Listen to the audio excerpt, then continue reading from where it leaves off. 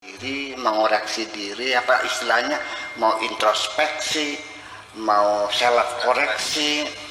Yang penting saya ingin mengatakan bahwa ada kesulitan dalam diri kita ketika kita akan melakukan introspeksi. Kesulitan yang paling besar yaitu adanya ketidakjujuran dalam diri kita sendiri. Sangat sulit sekali orang mengakui, oke, saya yang salah. Itu sulit sekali. Makanya kapan kita akan merasa damai hidup ini kalau kita sudah mengakui bersalah. Makanya orang setelah pertobatan itu ada kenyamanan dalam hidupnya. Dia damai. Kenapa? Dia mengaku bersalah.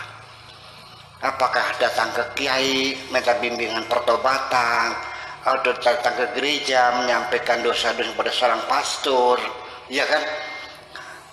Itu penting. Nah, kenapa jadi sulit? Dari mana datangnya ketidakjujuran? Karena ketika ada masalah, keinginan kita melakukan introspeksi, kita yang dihubung itu logika kita, bukan hati kita. Karena logika itu fungsinya hanya sebagai regulator ya, yang akan memberikan advokasi. Dia akan mendukung kita, membenarkan kita, membela kita. Itu logika. Yang berani menyalahkan kita itu adalah hati, karena hati tidak pernah berbohong. Maka dabal fuadu marah, semacam itu. Nah, makanya lagi nanti dalam kita menangani itu sama wahan dalam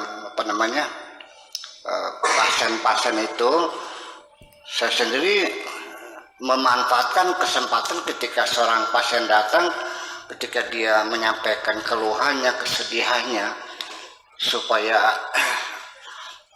memberikan impresi yang kuat dalam dirinya. Saya sengaja memposisikan diri saya sebagai pendengar yang budiman, dan saya harus menunjukkan bahwa saya memperhatikan mimik dia, sampai getar bibir dia, sampai menghitung air mata yang bercucuran, sampai dia merasakan bahwa ada kebersamaan dengan dia. Itu sudah 50% sembuh, Pak. Nah, ini, jadi jangan nanti psikiater kayak dokter biasa gitu. Ini obatnya, ya ada komunikasi. Nah, makanya ketika berkomunikasi itu sejarahnya psikoanalisis terbentuk itu karena menolak hipnotis sebagai terapi hipnotis, menolak. Karena komunikasi antara pasien dan psikiater itu bertemu dalam suasana kebohongan, tidak asli, jadi manipulasi. Jadi makanya diperlukan adanya kontak langsung antara pasien dengan dokter itu dengan namanya free association, itu semacam itu. Dan disitulah seorang dokter akan membimbing seorang pastor ketika ada jamaatnya yang akan dosa, ya harus didengarkan dong. Ya di balik jerujinya itu kan gitu. Saya begini kan, oh iya. Dan yakinkan bahwa Tuhan Maha Pengampun. Jadi artinya bahwa keputusasaan akan segera akan hilang dan kita akan nyaman kembali. Nah, itu semacam itu. Jadi kemudian ada saya tambah lagi, ini intuisi itu tidak diakui sebagai ilmiah. Mereka lebih berpihak kepada paham positivisme dan sebagainya. Tetapi realitanya ada dan terbukti bahwa apakah itu yang menemukan listrik atau gravitasi bumi atau juga nuklir seperti Einstein, saya kira itu datang secara intuitif semua. Ya, sekarang saya disebut ahli ilmu balaghah. Semua orang nanya kepada saya, kalau sudah balaghah nanya sama saya. Nah, ketika saya tidak paham, kepada siapa saya nanya? Intuisinya. Di situ diperlukannya istikharah. Jadi istikharah itu adalah kita membuka peluang supaya datangnya intuisi.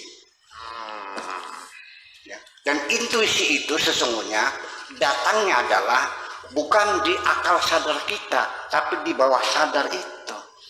Karena bawah sadar itu lebih luas, lebih lebar, lebih dalam. Yang sadar kan hanya 12%. Ya, yang 78-nya itu kan Di bawah. bawah sadar. Ya bawah sadar tuh ambang sadar ya, pokoknya tidak sadar paling bawah. Nah kalau sudah bawa sadar, kita sudah tidak bisa mengingatnya lagi. Terlalu kita mengingatnya lama sekali. Tapi ingat bahwa yang sudah di bawah sadar pun, kadang-kadang mereproduksi sendiri, muncul sendiri. Dan itu akan menguasai perilaku kita. Nah itulah makanya kembali bahwa istikharah itu sesungguhnya memberikan peluang kepada kita supaya intuisi masuk dalam akal bawah sadar kita ini. Apa memang nunggu apa jatuh gitu? Lalu menyebut kesimpulan gravitasi bumi? Enggak juga kok. Semua temuan ilmiah secara kebetulan kok. Ada satu pencerahan. Ya, itulah yahdillahu nuri mayyasha. Allah akan memberikan cahayanya kepada siapapun yang dikehendaki. Allah tidak melihat siapa orangnya, siapapun. Apakah Edison, apakah Sigmund Freud, apakah Einstein, apakah Nikola Tesla dan sebagainya. Nggak ada urusan. Apakah Kiai, boleh aja kan? Ya, jadi Allah tidak akan melihat semuanya. Allah itu adalah melihat semuanya adalah makhlukku dan semuanya aku cintai. Yang benci kan kamu.